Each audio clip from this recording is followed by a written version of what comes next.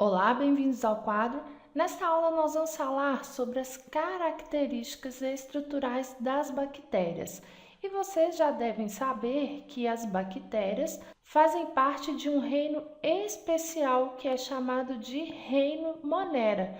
Então, nessas aulas nós vamos ver as características dos seres vivos que fazem parte do reino Monera. É muito importante vocês saberem que as bactérias são seres vivos unicelulares.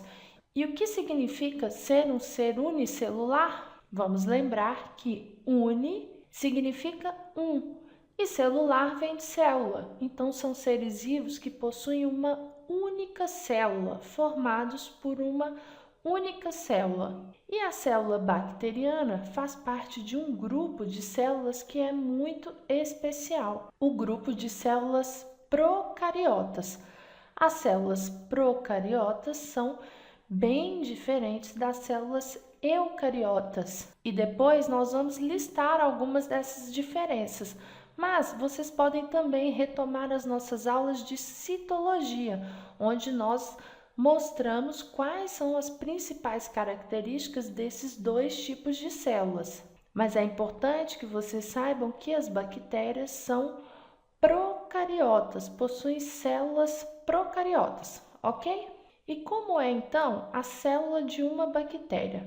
Bom, vamos desenhá-la de fora para dentro, ok?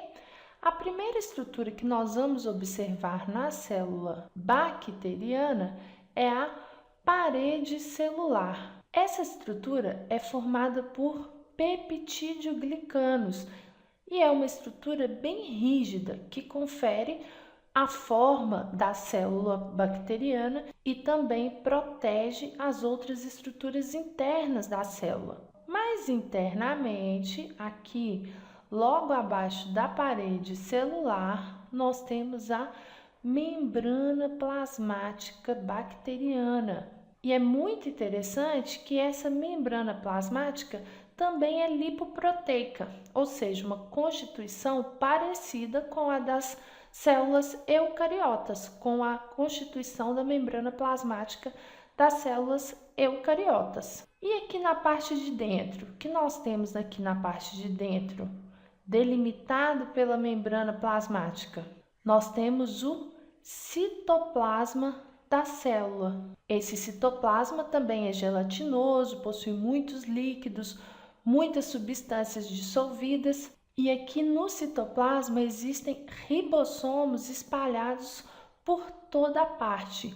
Os ribossomos são as únicas organelas presentes nas células procariotas. E esses ribossomos das células bacterianas são ribossomos diferentes das células eucariotas, porque eles são menores, mas a função é a mesma.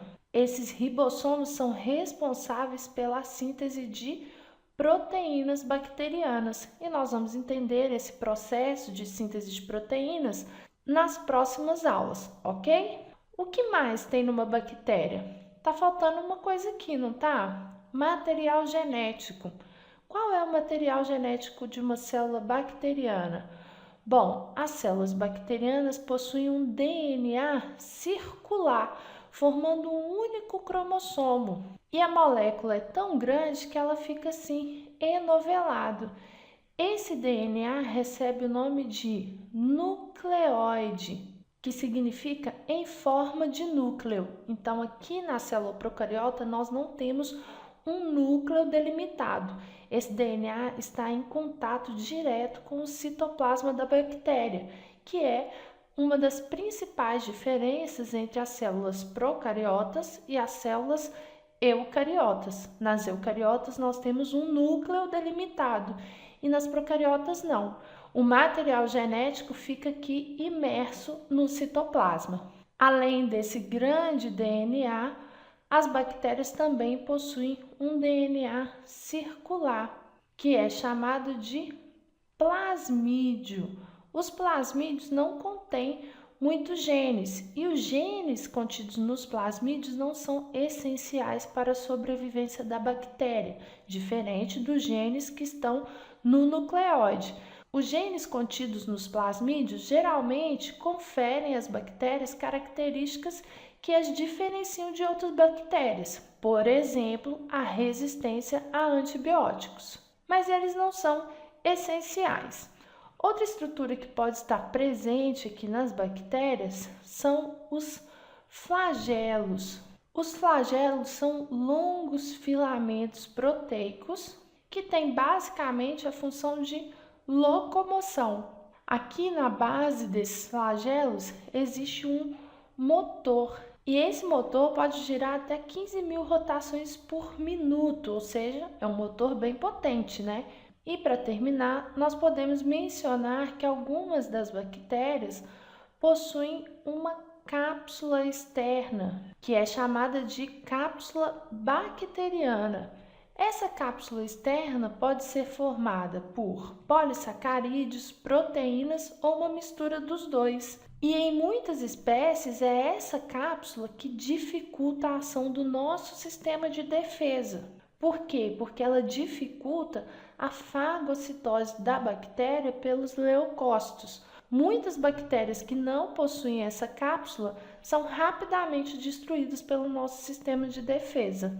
E qual é o tamanho dessas bactérias? Bom, a maioria delas varia de 0,2 a 1,5 micrômetros. Vamos lembrar que um micrômetro é igual a 1 vezes 10 elevado a menos 6 metros, ou seja, as bactérias são seres vivos microscópicos que só podem ser observadas ao microscópio óptico ou o microscópio eletrônico. Bom, espero que vocês tenham gostado desta aula. Na próxima aula eu vou mostrar a vocês as diversas formas que as bactérias podem assumir. Não percam e até lá!